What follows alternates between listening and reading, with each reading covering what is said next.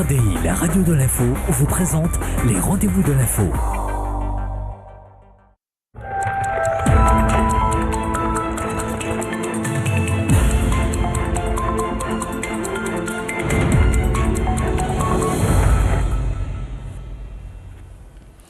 Bonsoir à tous, bienvenue dans le rendez-vous de l'info ce soir. 3 invités, en tout cas 3 thèmes, puisqu'ils sont 4 ce soir. Pierre Verdu sera avec nous pour nous parler de RAM Guyane apparemment.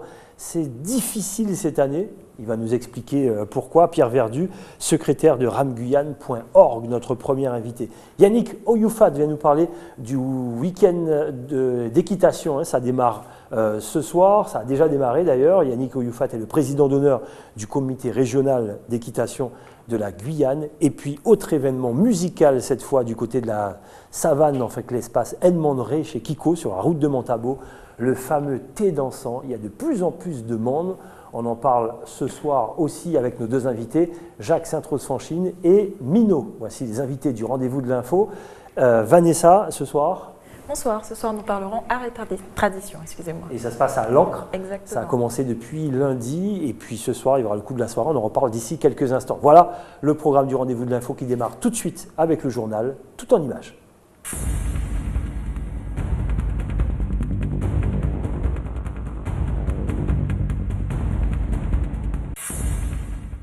Le désengagement de l'État, une question qui a été évoquée à plusieurs reprises ce matin lors de l'Assemblée plénière. Les élus régionaux reprochent le désintérêt de l'État pour la Guyane et dressent un portrait assez négatif de la situation. Parmi les thèmes abordés, c'est le problème du transport aérien qui a été une nouvelle fois soulevé. Le président a eu l'occasion de rappeler que même pour aller passer des concours, des étudiants qui étaient éligibles à la DOM, ne le sont plus. Voilà, alors donc nous intervenons. Il s'agit pour nous d'assumer nos responsabilités et de trouver ensuite les moyens correspondants. La région y participe à 92% et la région, l'État qui était aujourd'hui, sa participation équivaut à 16%. Et on peut s'attendre dans les prochaines années à ce que ça soit 14%. Transport aérien. Les élus ont adopté le renouvellement du partenariat entre la région et la compagnie aérienne interrégionale Express. Une nouvelle convention uniquement pour 2 ans supplémentaires et non 4 ans comme à l'accoutumée. Certains membres de l'opposition dénoncent le monopole de cette compagnie régionale. Une fois de plus, on constate que la politique engagée depuis quelques mois se poursuit et cela pour le plus grand désintérêt de la Guyane. Et ça, il faut réagir absolument. Il n'est pas normal qu'on puisse passer des conventions de 4 ans avec des opérateurs sur lesquels nous n'avons aucune visibilité quant à leur coût de production et ainsi leur offrir des rentes de situation. Il nous appartient en tant qu'élus, en tant que responsables des fonds publics, de pouvoir à chaque fois valider ces opérations de façon à, pourquoi pas, faire appel à d'autres opérateurs, ce que la Guyane, à mon avis, aurait bien besoin. Les élus de l'opposition souhaitent également donner la priorité au désenclavement des communes de l'intérieur. Ils réclament notamment davantage de routes. Des projets mis en place dans le cadre du schéma d'aménagement régional sont en cours de consultation. Il y a un certain nombre de projets routiers sur le littoral, mais aussi sur l'intérieur bien évidemment, et en particulier dans la vallée du Maroni, puisque dans l'insert est inscrit la route qui partirait d'Apatou pour arriver à Maripasoula. Aujourd'hui, il y a juste une portion qui a été réalisée entre Maripasoula et Papaïcheton en termes de piste. Il s'agira de la conforter et dans un second temps de créer en tout cas une voirie qui relie depuis Papaïcheton pour arriver jusqu'à Patou en passant par Grand Senti. Outre le problème des transports, un domaine tout aussi primordial est également concerné par le désengagement de l'État. Il s'agit de l'éducation avec la baisse notamment des dotations pour les lycées. Le maire de Roura a posé hier la première pierre du plateau sportif de Cacao. La réalisation de ces travaux permettront d'offrir un équipement sportif couvert aux jeunes de la commune afin qu'ils puissent pratiquer diverses activités. C'est un plateau sportif pour le bourg de Roura et le bourg de Cacao. Ça signifie qu'aujourd'hui, les enfants qui, par les temps passés, jouaient sous la pluie et sous le soleil, auront d'ici les prochaines vacances un vrai plateau sportif qui sera couvert. Donc ils pourront pratiquer leur sport favori, que ce soit le handball, le basket, le volley, le badminton, à l'abri du soleil et de la pluie. Donc c'est une grande avancée pour les enfants de Roura. Cet équipement accueillera plusieurs terrains de sport de plein air, football, basket, volleyball et d'autres, pour un coût avoisinant les 500 000 €. Aujourd'hui, il est derrière moi, c'est juste une aire bétonnée qui date depuis que je suis gamin, que ce soit ici ou le bord de Roura, où on jouait dessus, mais il n'y a rien de concret. Donc on a vraiment pris le pari de la jeunesse. D'ailleurs, c'est le thème du Nouvel An de cette année. Donc nous avons voulu mettre en exergue cette jeunesse, donc leur apporter le lien social par le sport, c'est vraiment ce qu'on a décidé le conseil municipal. Et donc par ce biais, donc avec le contrat territorial avec la région, nous avons réussi à obtenir des financements, je dirais pratiquement 800 à 900 000 euros pour faire les 2 plateaux sportifs qui sont vraiment cette fois couverts, donc avec un sol digne de ce nom. Donc voilà, aujourd'hui c'est un sol brut où il vaut mieux pas tomber sinon on va s'écorcher la peau. Donc voilà, c'est vraiment pour la jeunesse. Soutenir l'initiative des associations sportives et renforcer la mixité sociale et culturelle pour réduire les inégalités est un axe majeur pour la municipalité de Roura. Depuis le mois de juillet, des travaux d'extension et de renforcement du réseau d'eau potable sont réalisés dans le quartier de Cogno-la-Mirande à Matoury. Seules les habitations de la voie principale sont concernées par les modifications. Aujourd'hui, on avait un réseau qui était sous-dimensionné et qui était un peu vieillissant. On avait certaines casses, un certain nombre de casses. Aujourd'hui, on va venir résoudre le problème en mettant un réseau neuf et un réseau beaucoup mieux adapté, en tout cas à la demande qu'on peut retrouver sur ce secteur. Ils avaient déjà accès à une eau potable qu'ils pourront boire. Aujourd'hui, ce que ça changera pour eux, c'est une meilleure qualité en termes de pression et de débit. Après plus de 3 mois de chantier, les travaux de remplacement de la canalisation toucheront bientôt à leur fin. Il est question maintenant de réaliser les raccordements sur les maisons à proximité. La première difficulté, ça a été de passer l'école avant la rentrée scolaire. Donc tout a été mis en œuvre pour réaliser les travaux le plus rapidement possible avant début septembre. Après, au niveau des autres habitations, il n'y a pas eu de problème particulier. C'est plutôt des problèmes liés à la circulation et aux piétons qui ne se dirigent pas forcément sur les bons accès. Concrètement, on avait une canalisation qui était un diamètre 140, donc un diamètre très faible. Donc la canalisation existe déjà et maintenant on l'a remplacée par une canalisation de diamètre 250. Le coût total des travaux est d'1 300 000 €. La fin des chantiers est prévue pour le début de l'année 2015. Le Malassien est arrivé en Guyane. Les tout premiers bidons ont été livrés en début de semaine, soit 1200 litres d'insecticides qui vont permettre de faire face aux prochaines vagues d'infectation du moustique tigre. Les autorités garantissent son efficacité sur l'insecte qu'il détruit et son innocuité pour l'homme et son environnement. Écologie Les Verts n'est toujours pas convaincue et rappelle la dangerosité de ce biocide. La réaction de ce produit rentrant en contact avec de l'eau chlorée, entre autres donc l'eau potable, fait qu'il devient 60 fois plus nocif et devient ce qu'on appelle le malaction, qui lui, par contre, devient très nocif vis-à-vis de notre faune et de notre flore. Ainsi, on va trouver les abeilles qui vont se faire décimer. On connaît le rôle qu'ont les abeilles dans la nature par rapport à la pollinisation des végétaux. Et ensuite, si ce produit qui s'est transformé rencontre des nappes phréatiques, eh bien, il polluera, là encore, nos rivières. Nous ne pouvons pas accepter qu'on puisse mettre un produit aussi dangereux en route. Le moyen de lutte contre la propagation du moustique vecteur du chikungunya est très controversé. Interdit dans l'Hexagone, il ne fait pas l'objet d'un agrément européen. Des pétitions circulent en ligne, mais les autorités maintiennent leur décision. Le chikungunya sévit depuis plus d'1 an en Guyane et le virus ne recule pas. On parle d'épidémie pour l'île de Cayenne et le nord-ouest du département. Depuis la semaine dernière, l'épidémie a progressé d'un cran. Elle est passée en phase 3. L'arrivée prochaine de la saison des pluies ne laisse rien présager de bon. Ce dimanche, les Brésiliens devront se rendre à nouveau face aux urnes du pays. Le duel entre Dilma Rousseff et Aécio Neves durant ce second tour des présidentielles s'annonce très serré. Selon les derniers sondages, l'actuelle présidente l'emporterait de 6 à 8 points. Il est important de souligner que les enquêtes réalisées il y a près de 2 semaines montraient un léger avantage d'Aécio Neves. Dans ce pays de près de 202 millions d'habitants où le vote est obligatoire, gagner la confiance de chaque électeur est important.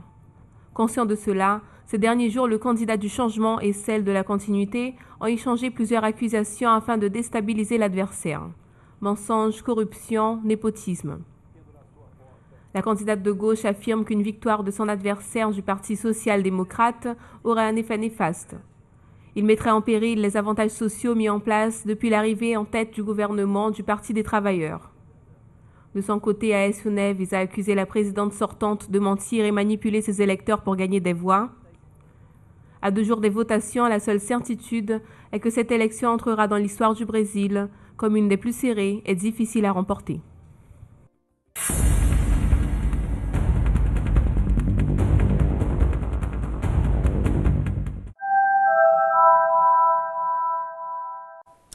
De retour sur le plateau du rendez-vous de l'info avec nos invités ce soir. Pierre Verdu, bonsoir. Bonsoir. On va parler de Ram Guyane d'ici quelques secondes. On parlera d'équitation également avec Yannick Oyoufat et du thé dansant attendu par tous les Guyanais. Ça se passera ce dimanche. Nos invités, Mino et Jacques Sainte-Rose Fanchine. Ce soir, Vanessa. Art et tradition. Art et tradition à l'encre qui continue, qui a commencé depuis lundi. Voici pour le programme Pierre Verdu, secrétaire de ramguyane.org. Alors Sénégal, Dakar, la baie de Han, tout a démarré, tout le monde avait le sourire, ils ont sûrement encore le sourire, vous allez nous le dire. Avant de parler des difficultés du début, comment on peut suivre Ram Guyane maintenant qu'on a les nouvelles technologies, smartphones, ce qui n'était pas le cas à la première édition notamment, smartphone, tablette. On peut le suivre là, on discute là entre nous, vous pouvez suivre Ram Guyane tout de suite sur votre smartphone par exemple. Comment on fait? Oui, tout à fait. Donc par un ordinateur c'est simple, c'est un site web, c'est ramguyane.com et quand c'est un smartphone ou une tablette c'est ramguyane.geovoile.com. D'accord. Mais sur Google on va chercher Ram Guyane et on a toutes les informations et on peut suivre vraiment toutes les heures actuellement, c'est rafraîchi toutes les heures et on a la position de chaque skipper et sur ce site on a aussi toutes les dernières vacations, les dernières informations sur le départ de la course. Alors vous-même qui avez fait la course, rappelez-nous, c'était en 2012. 2012, donc vous savez de quoi vous parlez, vous avez l'expérience. Il n'y a pas beaucoup de monde qui peuvent dire « nous avons fait une traversée en solitaire ». Oui, c'est vrai que dans le monde, nous sommes une petite poignée. Mais l'édition 2012 n'a rien à voir avec l'édition 2014. C'est quoi la différence? La différence, c'est la date de départ. Nous sommes partis au mois de janvier en 2012 et là au mois d'octobre. Apparemment, on avait un espoir que les vents soient un peu mieux établis. Les vents ne sont pas assez établis. Les vents sont faibles. On a 10 nœuds, ce qui est rien, mais suffisamment important pour empêcher les navires de sortir de la côte de Dakar. Alors justement, quelle est cette souffrance, cette grande souffrance pour nos skippers cette année? Vous êtes en train de nous dire qu'il y en a qui ont fait du surplace. Ça fait combien de jours? Ça fait une semaine. À partir de demain, ça sera une semaine. Les vents les ont ramenés? Tout à fait. Ils sont repartis une deuxième fois. Ils ont tenté, certains. Alors, il y a 3 groupes, en fait. Il y a le groupe du Nord, il y a le groupe du Sud, et il y a le groupe de ceux qui sont un peu au milieu. Et en fait, ceux qui sont au Sud sont inexorablement descendent vers le Sud, et ils vont essayer de reprendre des veines pour remonter après. Ceux qui sont au Nord se sont mis à l'ancre, au mouillage, pour ne pas faire d'efforts, attendre que le bon moment, la bonne fenêtre. Certains ont tenté, sont revenus, tenté, revenus, donc ils s'épuisent.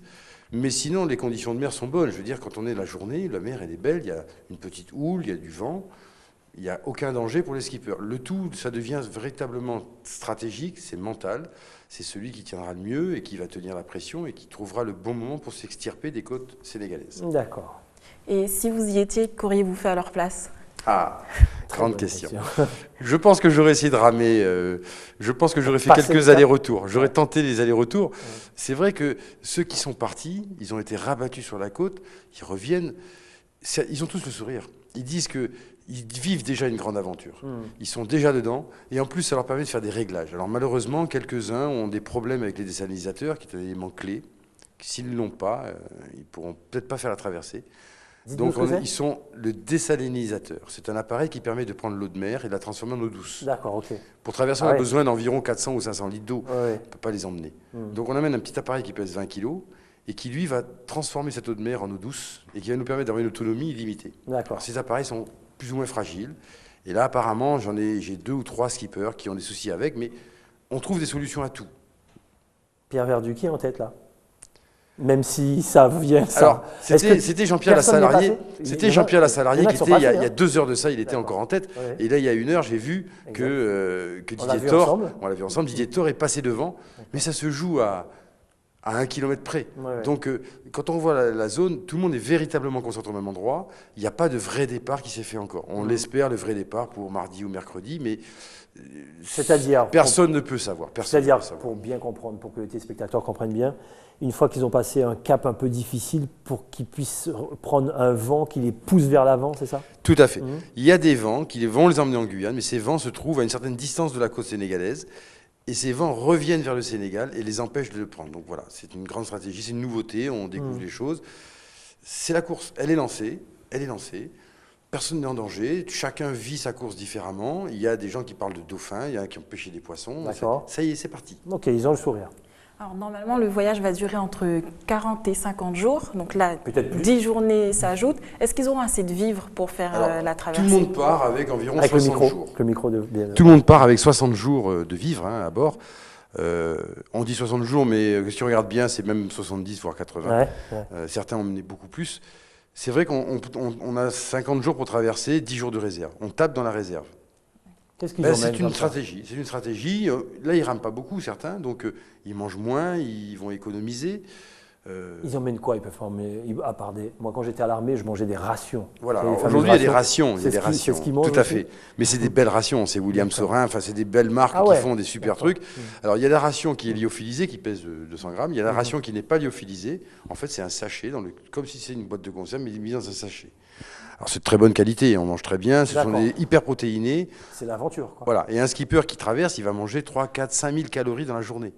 Koh-Lanta à côté, c'est gentil. Bon, le PC fonctionne bien, c'est bon, la sécurité. Pour la sécurité, nous avons 2 voiliers, un super catamaran qui vient de Kourou, qui est Monsieur Fred Lachaud, du Guy à voile, avec un équipage à bord, et un voilier de 40 pieds qui appartient à Benoît Souliès, qui a traversé en 2012, qui s'est installé en Guyane, qui est devenu guyanais.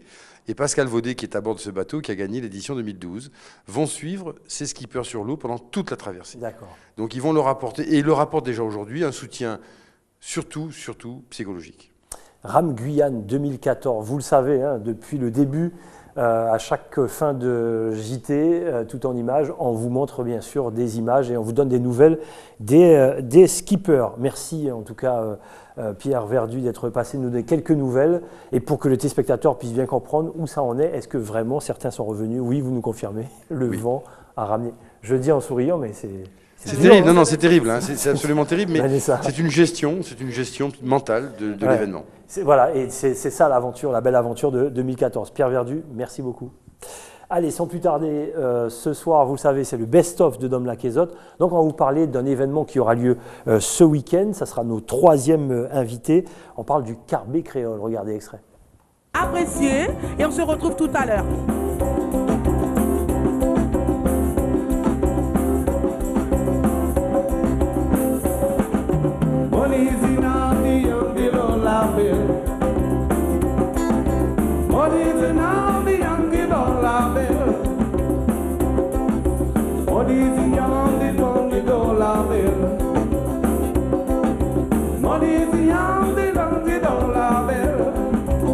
Lorsqu'on entend la qualité de ce qui se passe derrière, eh ben, il est clair que ATG, ben, ça accomplit notre mission. Mounion, ben, fini, il faut être de plus en plus nombreux. Et puis, ben, voilà, merci beaucoup.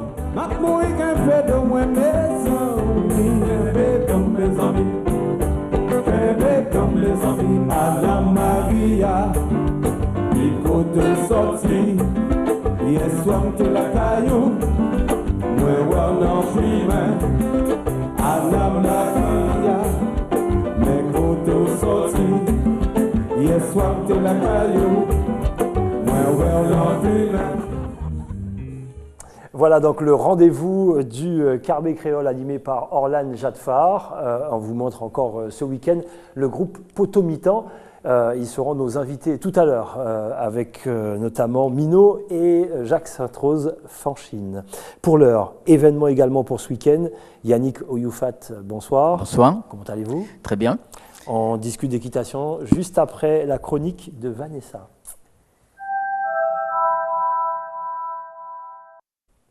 Non, j'avais pas oublié. Hein. Clément qui me dit que j'avais oublié. Non, j'avais pas oublié. Vanessa, Art et Tradition, voilà, depuis lundi exactement. à l'Ancre. Donc vous le savez, en ce moment, à l'Ancre se déroule une grande manifestation culturelle sur les savoir-faire guyanais, donc tambour, danse, chant, vannerie et coiffe. Donc j'ai assisté donc, à l'atelier Marée la Chatte, animé par une intervenante de choix, Madame Daisy Sorps. Ah ouais.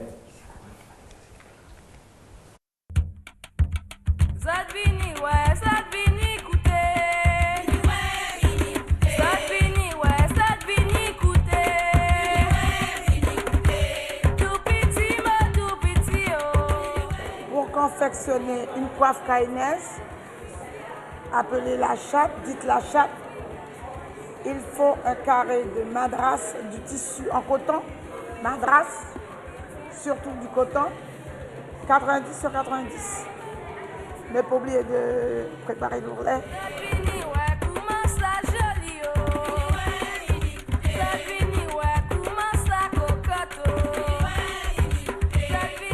Pour amidonner, voici l'emploi d'amidon.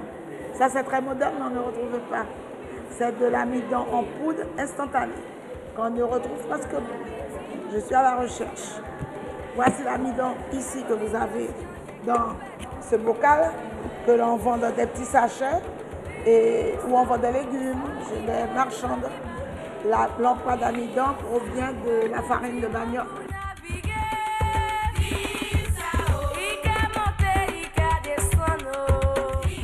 Si vous mettez trop d'eau, ce sera trop mou et la coiffe ne sera pas amidonnée.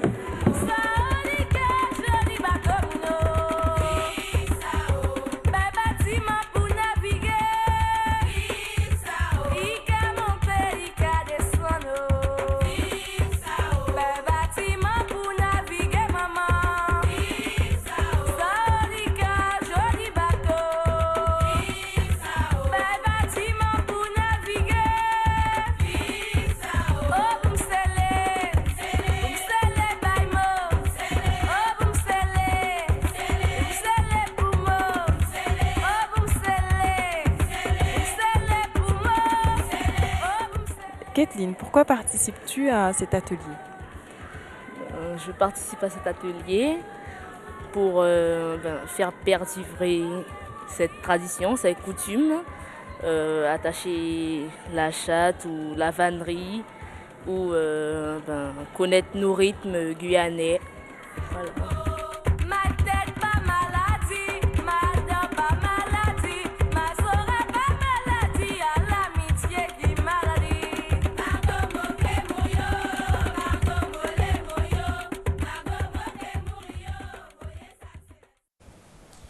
Voilà, donc des ateliers en ce moment à l'Ancre jusqu'au 31 octobre.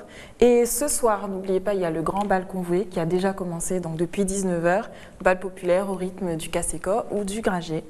Voilà, ouvert à tous. Très bien, merci Vanessa pour cette belle chronique traditionnelle.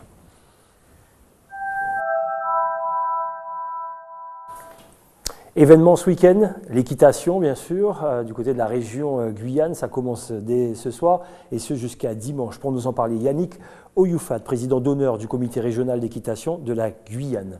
On rappelle, compétition internationale de saut d'obstacles, c'est tous les ans. Hein. Effectivement, tous les ans, à la même époque. Alors comment faire, parce que c'est une affaire d'initié là, comment faire pour attirer le grand public? Qu'est-ce que vous faites, qu'est-ce que vous avez fait?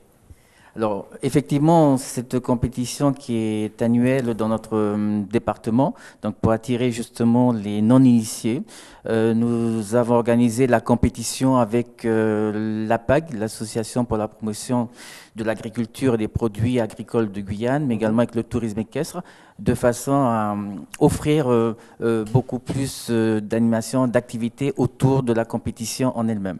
Les invités cette année ? Les invités sont déjà arrivés, ils participent ce soir à la warm-up. Expliquez-nous ce que c'est. Comment? La warm-up, c'est quoi? La warm-up, c'est l'épreuve qui est destinée donc à nos invités pour notamment l'essai des chevaux, une compétition où il n'y a uniquement que les invités qui montent nos chevaux pour la compétition. Ces invités qui viennent aussi bien des Antilles, du Suriname et de la France hexagonale. D'accord, très bien, Vanessa. J'ai vu qu'il y a une ferme régionale mise en place. Qu'est-ce qu'on peut y trouver? Effectivement, donc il y a une ferme régionale qui est mise en place. On peut trouver donc la confection, enfin la préparation du couac, du cacao, les plantes et tous les produits que l'on trouve sur la Guyane dans cette ferme. Avec naturellement la possibilité pour les enfants de côtoyer des animaux et notamment la vedette de cette épreuve qui est le cheval. Comment se portent les clubs d'équitation ici en Guyane? Est-ce qu'il y a plus de licenciés? Comment ça se passe? Les clubs sont en nette progression. D'accord. C'est un sport qui se développe beaucoup. Quand on pense équitation, on pense au saut d'obstacle, mais il y a plusieurs disciplines dans le monde de l'équitation. Nous avons aussi bien les sauts d'obstacle, le poney qui a la ferveur donc, des enfants, il y a l'attelage, il y a des sports d'équipe comme le horseball, Donc tout le monde trouve son compte au niveau de l'équitation. D'accord, Vanessa. Avez-vous remarqué un réel engouement pour la manifestation depuis que ça a commencé? Parce que c'est une pratique assez coûteuse, donc est-ce que les gens viennent quand même Quand on est propriétaire d'un cheval, effectivement, il y a un coût. Mais quand on est simple cavalier de club, on peut pratiquer normalement son sport. C'est une histoire d'équilibre et de passion avec le cheval qui forme un couple cavalier-cheval. Et donc de plus en plus, nous avons cet engouement. Il ne faut pas oublier que la Fédération française d'équitation, dont nous dépendons, est une fédération avec beaucoup de licenciés, qui est la 3e au niveau de la nationale. C'est un concours, un championnat à ce qui se passe ce week-end? C'est une compétition où on rencontre donc nos voisins. C'est la première compétition internationale de la saison 2014-2015, la première phase, puisque après la Guyane, on va se déplacer au Suriname, Martinique et Guadeloupe. Et la finale se passera en Guadeloupe. Et donc celui qui a remporté le plus de points en tant que cavalier individuel ou par équipe, celui qui va remporter le Grand Caraïbe 2014-2015. Alors on rappelle, hein, ça commence ce soir, ça continue demain, après-demain. C'est quoi les horaires? Demain matin? Demain, ça commence à partir de 18h30 pour les compétitions, mais il y a des animations qui commencent depuis le matin, notamment avec la présentation de chevaux à la vente. Donc si certains sont intéressés par des équidés, ils trouveront leur bonheur. Et tout au long de la journée, jusqu'à très tard dans la soirée, nous aurons donc les différentes compétitions. Le coup de la soirée, la finale du dimanche? La finale le dimanche. Et entre chaque épreuve, il y aura donc des animations et des présentations, aussi bien de l'attelage, des baptêmes poney et d'autres activités. On rappelle que ça se passe à la région Guyane. À la cité administrative de la région, que nous remercions d'ailleurs beaucoup, puisque c'est la 2e année qu'on nous propose ces installations qui sont grandioses. Hein. C'est magnifique. Avec des belles lumières. Voilà, tout à fait. Et près de la mer. Et près de la mer, c'est extraordinaire. On rappelle donc, manifestation, on a raté sous aucun prétexte, c'est ouvert à tout le monde, c'est gratuit. C'est ouvert à tout le monde, c'est gratuit à tout le monde et c'est l'occasion de découvrir un sport qui longtemps a été enfermé dans ses murs et qui s'ouvre. Et les enfants sont là pour promouvoir ce sport. On y sera bien sûr et les caméras d'ATG aussi, avec notamment notre journaliste sportif Jonathan. Et vous verrez toutes ces images lundi dans ATG Sport. Merci. Je vous remercie. Yannick Oyoufat, je rappelle, président d'honneur du comité régional d'équitation de la Guyane. Allez, juste après cette émission, on file à la région Guyane. Merci beaucoup encore. Vanessa, ce week-end justement, et on a oublié de dire que Théani ce soir n'est pas là. Voilà, puisqu'on l'avait annoncé hier. Alors si Théani n'est pas là, on le redit, et c'est une étudiante, elle a des examens le soir, elle sera de retour lundi et on la salue si elle nous regarde ce soir. Ce week-end, Vanessa, alors ce week-end, je vais à la rencontre d'un champion du monde de kayak polo qui va donner un entraînement en exclusivité au Rorota. Ensuite, je vais assister aux préparatifs d'un shooting photo. Donc le shooting de Théani d'ailleurs, et une petite balade au sentier de Loyola que je filmerai à l'aide d'une caméra embarquée. Donc vous pourrez retrouver toutes ces images évidemment dans les chroniques de la semaine prochaine et peut-être une chronique filmée différemment, on n'en dit pas plus puisque ATG est à la pointe de la technologie, on verra tout ça bientôt. Ok, on garde effectivement la surprise. Vanessa, si je vous dis thé dansant. Thé dansant, eh bien, je pense surtout aux grandes personnes. Oui. Mais c'est un concept très intéressant et je pense qu'il était temps de le faire en Guyane, effectivement. Ouais. Voilà. Alors, pour nous en parler justement de ce fameux thé dansant du dimanche 26 octobre, 17h-21h, nous allons accueillir d'ici quelques instants nos deux invités. Ça, c'est une manifestation qui avait commencé, je vous rappelle, depuis le début des vacances. Hein. Et puis, voilà, ça commence à prendre tranquillement. Et nous, on en a fait une émission qui s'appelle le Carbet Créole animé par Orlan. Et le premier que vous avez vu en diffusion et que vous reverrez aussi ce week-end, il était signé Potomitan à l'espace Edmond Ray. Pour nous en parler, Mino et Jacques Sainte-Rose Fanchine. Messieurs, bonsoir. Bonsoir Gilles, bonsoir à tous. Comment allez-vous? Bonsoir Gilles, merci. Je vous sens en pleine forme, je vous sens déjà envie de jouer dimanche. On est déjà dans les starting blocks, c'est D'accord. clair. Parce que bon, ça se prépare. En plus, on a un invité de marque ce dimanche qui est Kékette. Kékette, effectivement. Voilà, donc ouais. On va en parler. Alors, l'idée du thé dansant, Jacques Sainte-Rose-Fanchine, d'où est venue cette idée? C'est une idée qui mûrit, qui a Depuis mûri des années, hein. depuis des années Ouais. dans notre esprit. Et puis ensuite, il a fallu trouver les amis musiciens qui voulaient partager cette aventure. Et aussi, bien entendu, je profite pour remercier Kiko qui nous a accueillis très gentiment dans son espace qui est magnifique. Alors, on dit thé dansant. Est-ce qu'il y a du thé au moins? Il y a eu du Je thé. suis sûr qu'il y en a pas. Il a du thé. Si. Non, il y a du thé. Il y a du thé. Il y a eu absolument. du thé. Il y en a. Il y a eu du thé. Ouais, mais C'est vrai que les gens n'en buvaient pas, ils préféraient boire de l'eau. Autre chose. Alors que l'appellation thé dansant, on l'a Bien mise sûr. aussi par rapport à l'ordre de la manifestation. Exact. Voilà. Donc voilà pour l'animation thé dansant. Alors, ça a commencé tranquillement, doucement. Ça commence à quelle heure en général? Alors, le premier thé dansant a eu lieu au mois de juillet, le 27 juillet Exact. précisément. Ouais, les vacances. C'était très bien, ça continue sur sa lancée. C'était de 16h à 20h. On s'est rendu compte avec les grandes chaleurs que 16h, C'est un c'est peu- un oui, petit c'est un- peu c'est un peu trop tôt. Voilà. C'est difficile. Donc, nous avons décalé légèrement 17h. vers 17h. D'accord. Voilà, Et jusqu'à ça va 21h, 21h30. Très bien.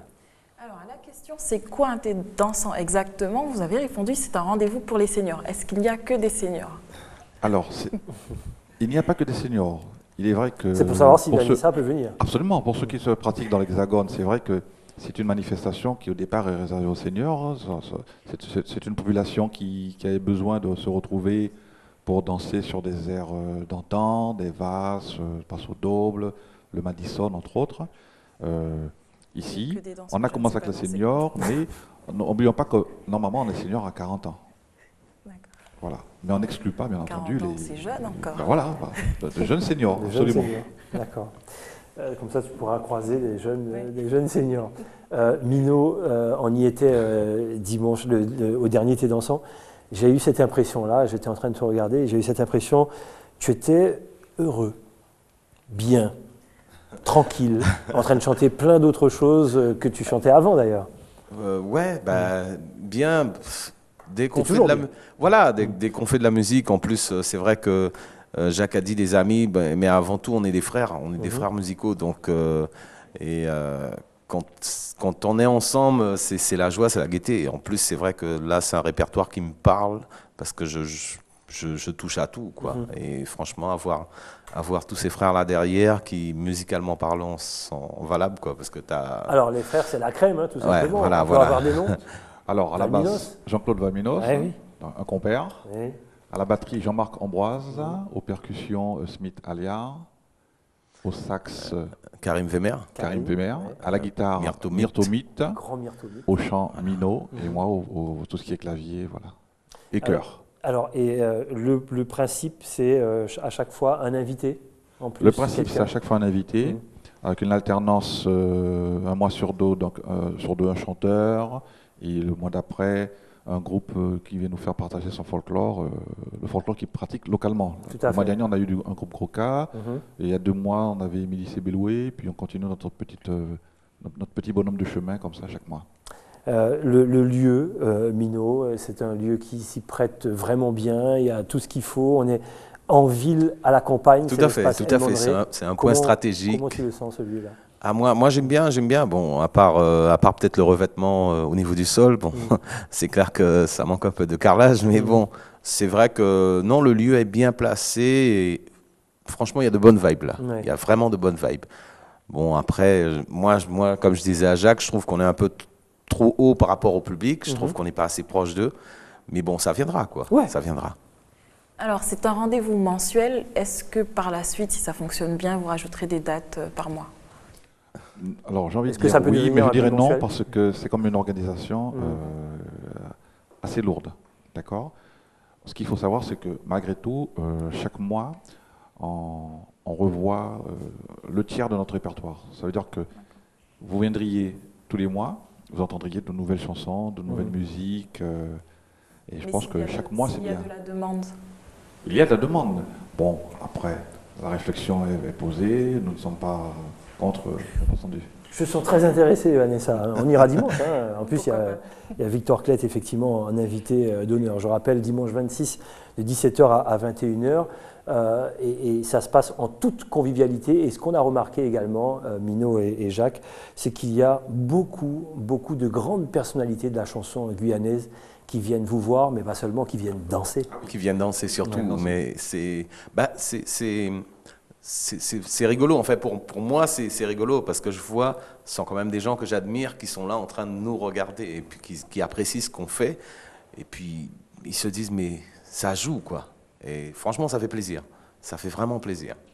Là, on a pu voir des gens, par exemple, pour la dernière fois. On avait Germain Barbe, Yvon Rolus. Ouais. On a une gens qui sont venus, Francis, j'en passais des meilleurs. Et du beau oui, les amis musiciens qui nous soutiennent. Cornelia Birba. Voilà, tout à fait. Cornelia, qui est une habituée. Ouais. Une habituée. Donc, dès le départ, elle était là et elle continue à y être. Alors, prochain rendez-vous avec Victor Klett, l'invité vient vous rejoindre. Il ne démarre pas avec vous, il vient vous rejoindre.